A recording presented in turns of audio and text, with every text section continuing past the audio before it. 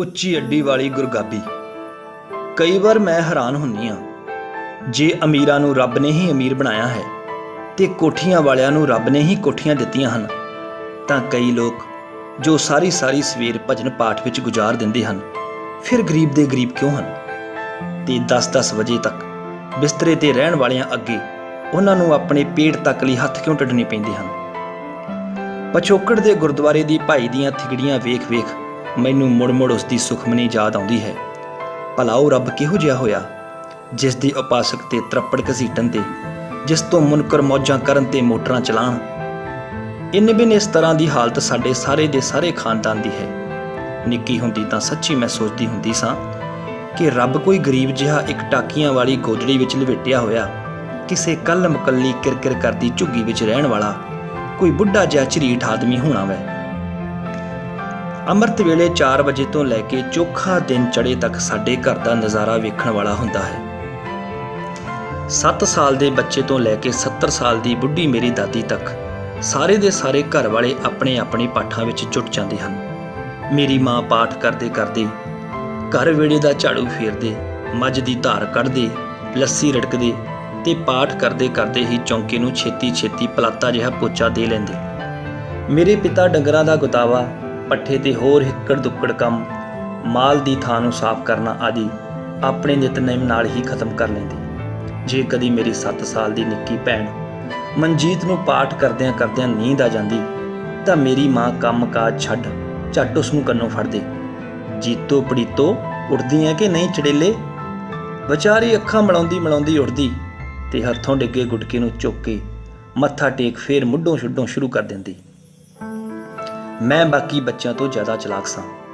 ਜ਼ਰਾ ਗੱਡੀ ਤੇਜ਼ ਚਲਾ ਕੇ ਛੇਤੀ ਛੁੱਟੀ ਪਾ ਲੈਂਦੀ। ਇਹ ਵੇਖ ਮੇਰੇ ਪਿਤਾ ਜੀ ਨੇ ਮੈਨੂੰ ਅਰਥਾਂ ਸਹਿਤ ਗੁਟਕਾ ਲਿਆ ਦਿੱਤਾ ਤੇ ਹੁਕਮ ਹੋ ਗਿਆ, ਅੱਗੇ ਤੋਂ ਮਤਲਬ ਸਮਝ ਕੇ ਪਾਠ ਕੀਤਾ ਕਰਾਂ।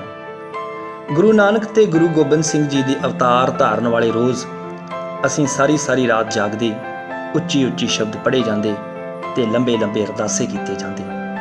ਪਾਣੀ ਦੇ ਛੱਟੇ ਮਾਰ ਮਾਸੂਮਾਂ ਨੂੰ ਜਗਾਇਆ ਜਾਂਦਾ ਤੇ ਕੜਾਹ ਪ੍ਰਸ਼ਾਦ ਦਾ ਲਾਲਚ ਦੇ ਕੇ ਵਾਹਿਗੁਰੂ ਦਾ ਪਾਠ ਕਰਾਇਆ ਜਾਂਦਾ। ਪਰ ਫੇਰ ਵੀ ਅਸੀਂ ਗਰੀਬ ਸਾਂ। ਮੇਰੇ ਪਿਤਾ ਜੀ ਦੀ ਨੌਕਰੀ ਲੈ ਜਾਣ ਵਾਲੇ ਦਿਨ ਮੈਨੂੰ ਯਾਦ ਹਨ। ਮੈਨੂੰ ਕਦੀ ਨਹੀਂ ਭੁੱਲੇਗੀ ਉਹ ਰਾਤ ਜਦੋਂ ਤੇਲ ਦੇ ਦੀਵੇ ਦੀ ਮੱਧਮ ਜਿਹੀ ਰੌਸ਼ਨੀ ਹੇਠ ਚੌਂਕੇ ਵਿੱਚ ਭੁੰਜੇ ਬੈਠੀ ਮੇਰੀ ਮਾਂ ਨੇ ਮੇਰੇ ਅੱਗੇ ਮਕਈ ਦੀ ਰੋਟੀ ਤੇ ਸੁੱਕਾ ਪੱਕਾ ਸਾਗ ਰੱਖ ਕੇ ਮੈਨੂੰ ਖਾਣ ਨੂੰ ਦਿੱਤਾ ਤੇ ਆਪਣੀਆਂ ਛਮ ਵਸਦੀਆਂ ਅੱਖਾਂ ਨੂੰ ਪੱਲੇ ਨਾਲ ਲੁਕਾ ਲਿਆ। ਮੇਰੇ ਘੜੀ ਪੁੱਛਣ ਤੇ ਮੇਰੀ ਮਾਂ ਨੇ ਮੈਨੂੰ ਛਾਤੀ ਨਾਲ ਲਾ ਕੇ ਕਿਹਾ, ਮੈਂਡੀ ਚੰਨ ਜਿਹੀ ਬੱਚੀ ਵਾਸਤੇ ਸੁੱਕੀ ਮਕਈ ਦੀ ਰੋਟੀ ਤੇ ਅਣ ਤੜਕਿਆ ਸਾਗ। ਉਹ ਦਿਨ ਜਦੋਂ ਫੀਸ ਨਾ ਦੇਣ ਕਰਕੇ ਮੈਨੂੰ ਸਕੂਲੋਂ ਕੱਢ ਦਿੱਤਾ ਗਿਆ ਸੀ ਤੇ ਮੇਰੀ ਮਾਂ ਮੈਨੂੰ ਭੁਲਾਉਣ ਲਈ ਮੇਰੀ ਮਾਮੀ ਜੀ ਦੇ ਘਰ ਫੇਰ ਟਾਹਣ ਲੈ ਗਏ ਸਨ। ਮੈਨੂੰ ਕਈ ਵਾਰ ਮੁੜ ਚੇਤੇ ਆਉਂਦਾ ਹੈ, ਕਿਤਨਾ ਦੁੱਖ ਹੋਇਆ ਸੀ ਜਦੋਂ ਇੱਕ ਵਾਰੀ ਮੇਰੀ ਇੱਕ ਅਮੀਰ ਸਹੇਲੀ ਕੋਲ ਬੈਠੇ ਉਸਦੇ ਇੱਕ ਨਜ਼ਦੀਕੀ ਬਜ਼ੁਰਗ ਨੇ ਮੈਨੂੰ ਇਸ ਲਈ ਬੁਰਾ ਭਲਾ ਕਿਹਾ ਕਿ ਮੇਰੇ ਪਿਤਾ ਉਹਨਾਂ ਤੋਂ ਕੁਝ ਦਸਤੀ ਲੀਤੇ ਰੁਪਏ ਵਾਪਸ ਸਮੇਂ ਸਿਰ ਨਾ ਕਰ ਸਕੇ। ਮੇਰੀ ਵੱਡੀ ਵਿਆਹੀ ਭੈਣ ਦੇ ਲੱਥੇ ਕੱਪੜੇ ਪਾਉਂਦਿਆਂ ਮੇਰੀ ਕਿਸ ਤਰ੍ਹਾਂ ਦੀ ਸੰਗ ਹਟੀ ਮੈਨੂੰ ਯਾਦ ਹੈ। ਉਹ ਦਿਨ ਵੀ ਮੈਨੂੰ ਯਾਦ ਹੈ ਜਦੋਂ ਇੱਕ ਸ਼ਾਮ ਨੂੰ ਮੇਰੇ ਪਿਤਾ ਜੀ ਦਾ ਚਾਹ ਪੀਣ ਨੂੰ ਜੀ ਕੀਤਾ। ਮਾਲ ਡੰਗਰ ਸਭ ਅੱਗੇ ਹੀ ਵਿਕ ਚੁੱਕਿਆ ਸੀ। ਦੁੱਧ ਲਈ ਮੇਰੇ ਪਿਤਾ ਜੀ ਨੇ ਜੇਬ ਵਿੱਚ ਇਕੱਲਾ ਇੱਕੋ ਪੈਸਾ ਸੀ। ਕਿਤਨੀਆਂ ਦਲੀਲਾਂ ਕਰ ਮੈਂ ਬਾਜ਼ਾਰੋਂ 1 ਪੈਸੇ ਦਾ ਦੁੱਧ ਲੈਣ ਗਈ ਤੇ ਜਦੋਂ ਸੁੰਦਰ ਹਲਵਾਈ ਦੀ ਵਹੁਟੀ ਨੇ ਨੱਕ ਜਿਹਾ ਚਾੜ ਕੇ ਪੈਸੇ ਦਾ ਦੁੱਧ ਦਿੰਦਿਆਂ ਪੁੱਛਿਆ, ਨਿੱਕੀਏ ਪੈਸੇ ਨਾ ਦੁੱਧ ਕਿਆ ਕਰਸੋਂ? ਮੇਰਾ ਜਵਾਬ ਮੈਨੂੰ ਕਦੀ ਨਹੀਂ ਭੁੱਲੇਗਾ, ਨਹੀਂ ਭਾਵੀ, ਬੇਜੀ ਆਖਣੇ ਸੀ ਸਲੂਣੇ ਕੀ ਖੱਟਾ ਲਾਣਾ। ਫਿਰ ਮੇਰੇ ਪਿਤਾ ਜੀ ਦੀ ਨੌਕਰੀ ਲੱਗ ਗਈ, ਪਰ ਤਨਖਾਹ ਅੱਗੇ 50 ਤੋਂ ਹੁਣ ਝੁੱਗੇ ਵਿੱਚੋਂ 30 ਰੁਪਏ ਕਰ ਦਿੱਤੀ ਗਈ। 4 ਅਸੀਂ ਵੱਡੀਆਂ ਭੈਣਾਂ ਤੇ 5 ਮੇਰੇ ਨਿੱਕੇ ਮਿੱਠੇ ਵੀਰ ਸਨ। ਅੱਗੇ ਪਸਤੇ ਹੁਣ ਛਾਈ। ਹਾਲਤ ਤਾਂ ਵੀ ਡਾਢੀ ਮਾੜੀ ਹੀ ਸੀ। ਗੁਜ਼ਾਰਾ ਬੜੀ ਮੁਸ਼ਕਿਲ ਨਾਲ ਹੁੰਦਾ, ਪਰ ਹੁਣ ਇਤਨਾ ਸੀ ਕਿ ਰੋਟੀ ਸਭ ਨੂੰ ਕਣਕ ਦੀ ਦੋਵੇਂ ਵੇਲੇ ਤੇ ਲੁਧਿਆਣੇ ਜਾਂ ਦੇਸੀ ਖੱਦਰ ਦੇ 2-2 ਜੋੜੇ ਪਾਣ ਲਈ ਚੰਗੀ ਤਰ੍ਹਾਂ ਮਿਲ ਜਾਂਦੇ ਸਨ। ਵਿਆਹੀ ਭੈਣ ਜੀ ਨੂੰ ਛੱਡ ਕੇ ਮੈਂ ਘਰ ਵਿੱਚ ਸਭ ਤੋਂ ਵੱਡੀ ਸਾਂ। ਪੜ੍ਹਨ ਵਿੱਚ ਮੈਂ ਜਮਾਤ ਵਿੱਚੋਂ ਸਭ ਤੋਂ ਜ਼ਿਆਦਾ ਹੁਸ਼ਿਆਰ ਸਾਂ ਤੇ ਇਹੀ ਕਾਰਨ ਸੀ ਕਿ ਮੇਰੀਆਂ ਸਭ ਦੀਆਂ ਸਭ ਸਹੇਲੀਆਂ ਅਮੀਰ ਲੋਕਾਂ ਦੀਆਂ ਧੀਆਂ ਸਨ। ਸਕੂਲ ਜਾਂਦਿਆਂ ਮੈਨੂੰ ਆਪਣਾ ਬਸਤਾ ਮੁਸ਼ਕਲ ਹੀ ਕਦੀ ਆਪ ਚੁੱਕ ਕੇ ਲੈ ਜਾਣਾ ਪੈਂਦਾ ਸੀ।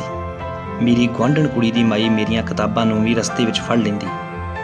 ਅਕਸਰ ਮੈਨੂੰ ਮੇਰੀਆਂ ਦੂਜੀਆਂ ਸਹੇਲੀਆਂ ਆਪਣੇ ਟਾਂਗਿਆਂ ਮੋਟਰਾਂ ਵਿੱਚ ਆਪਣੇ ਨਾਲ ਸਕੂਲ ਤੱਕ ਲੈ ਜਾਂਦੀਆਂ ਤੇ ਇਸ ਤਰ੍ਹਾਂ ਦੀਆਂ ਮਿਹਰਬਾਨੀਆਂ ਦੀ ਮੈਂ ਆਪਣੀ ਅਮੀਰ ਜਮਾਤਣਾ ਅੱਗੇ ਪਾਤਰ ਹੀ ਨਹੀਂ ਸਾਂ, ਸਗੋਂ ਕੁੱਲ ਜਮਾਤ ਵਿੱਚ ਪਹਿਲੇ ਨੰਬਰ ਤੇ ਰਹਿਣ ਕਰਕੇ ਤੇ ਕਦੀ-ਕਦੀ ਬਾਕੀਆਂ ਨੂੰ ਆਪਣੀ ਕਾਪੀ ਵੀ ਤਾੜਨ ਦੇਣ ਕਰਕੇ ਇਸ ਸਭ ਹਮਦਰਦੀ ਦੀ ਯੋਗ ਹੱਕਦਾਰ ਵੀ ਸਾਂ।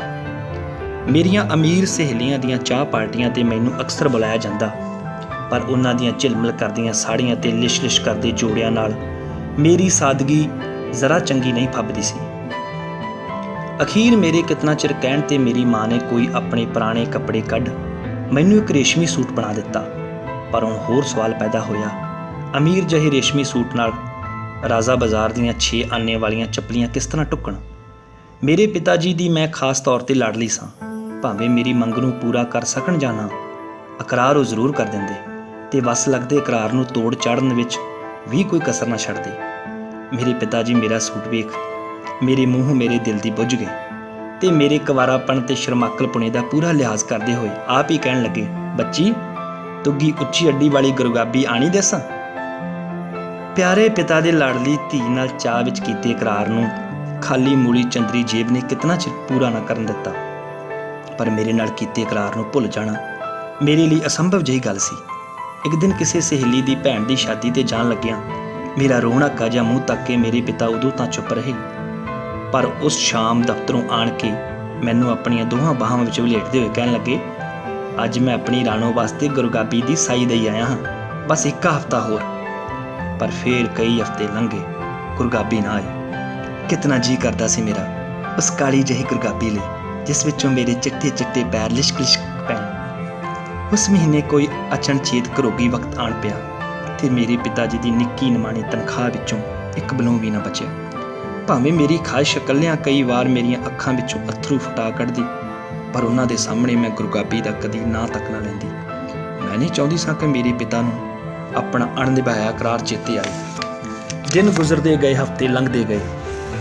ਅਖੀਰ ਦੂਜੇ ਮਹੀਨੇ ਦੇ ਪਹਿਲੇ ਹਫ਼ਤੇ ਵਿੱਚ ਤਨਖਾਹ ਮਿਲਦਿਆਂ ਸਾਰ ਹੀ ਮੇਰੇ ਪਿਤਾ ਉਸੇ ਹੀ ਸ਼ਾਮ ਮੇਰੀ ਗੁਰਗਾਬੀ ਲੈ ਆਏ। ਇਹ ਪਹਿਲੀ ਉੱਚੀ ਅੱਡੀ ਵਾਲੀ ਗੁਰਗਾਬੀ ਸੀ ਜੋ ਮੇਰੀ ਨਸੀਬ ਹੋਈ। ਇਸ ਤੋਂ ਪਹਿਲਾਂ ਆਪਣੀ ਵੱਡੀ ਭੈਣ ਦੇ ਅੱਧ ਪਚੱਦੇ ਹੰਡਾਏ ਸਲੀਪਰ ਜਾਂ ਚੱਪਲੀਆਂ ਪਾ ਕੇ ਹੀ ਮੈਂ ਉਮਰ ਗੁਜ਼ਾਰ ਲਈ ਸੀ। ਪਰ ਪੈਰਾਂ ਨੂੰ ਸਾਫ਼ ਕਰ ਨਵੇਂ ਜੋੜੇ ਨੂੰ ਬੋਰੀ ਉੱਤੇ ਰੱਖ ਕੇ ਜਦੋਂ ਮੇਰੀ ਮਾਂ ਮੈਨੂੰ ਪਵਾਉਣ ਲੱਗੇ ਤਾਂ ਖਬਰੇ ਮੇਰੀ ਗੁਰਬਤ ਨੂੰ ਵੇਖ ਕੇ ਗੁਰਗਾਬੀ ਨੇ ਮੇਰੇ ਪੈਰ ਨੂੰ ਆਪਣੇ ਅੰਦਰ ਆਣ ਦੇਣੋਂ ਇਨਕਾਰ ਕਰ ਦਿੱਤਾ। ਕਿਤਨੀ ਕੋਸ਼ਿਸ਼ ਮੈਂ ਕੀਤੀ ਪਰ ਗੁਰਗਾਬੀ ਪੂਰੀ ਨਾ ਆਈ। 2 ਮਹੀਨੇ ਵਿੱਚ ਮੇਰਾ ਪੈਰ ਵੱਧ ਗਿਆ ਸੀ। ਸਾਈ ਦੇ ਕੇ ਬਣਾਈ ਚੀਜ਼ ਵੀ ਪੂਰੀ ਨਹੀਂ ਆਂਦੀ। ਮੈਂ ਹੈਰਾਨ ਸਾਂ ਆਪਣੀ ਕਿਸਮਤ ਤੇ। ਅਖੀਰ ਮੈਂ ਜੋੜੇ ਚੁੱਕ ਕੋਠੇ ਤੇ ਸੌਣ ਲੱਗਿਆ ਆਪਣੇ ਨਾਲ ਲੈ ਗਈ ਤੇ ਮੇਰੇ ਪੈਰ ਤੇ ਗੁਰਗਾਬੀ ਦੇ ਘੋਲ ਵਿੱਚ ਹੀ ਮੈਨੂੰ ਨੀਂਦ ਨੇ ਆ ਘੇਰਿਆ। ਦਿਨ ਚੜ੍ਹਨ ਵਿੱਚ ਚੋਖਾ ਚਿਰ ਰਹਿੰਦਾ ਸੀ ਜਦੋਂ ਮੈਨੂੰ ਗੁਰਗਾਬੀ ਦੇ ਸੁਪਨੇ ਨੇ ਟੁੰਬ ਉਠਾਇਆ। ਝੱਟ ਗੁਰਗਾਬੀ ਨੂੰ ਚੁੱਕ ਮੈਂ ਹੇਠਾਂ ਇੱਕ ਕਮਰੇ ਵਿੱਚ ਆਈ। ਸਦਰਾਂ ਦੇ ਅੱਤ ਡੂੰਘੇ ਵੇਗ ਨੇ ਮਜ਼ਹਬ ਦੀ ਓਟ ਲੱਭੀ। ਮੈਨੂੰ ਪਤਾ ਸੀ ਇਹ ਜੋ ਵਾਪਸ ਗਈ ਤਾਂ ਫੇਰ ਮੈਨੂੰ 2 ਮਹੀਨੇ ਹੋਰ ਉਡੀਕਣਾ ਪਵੇਗਾ।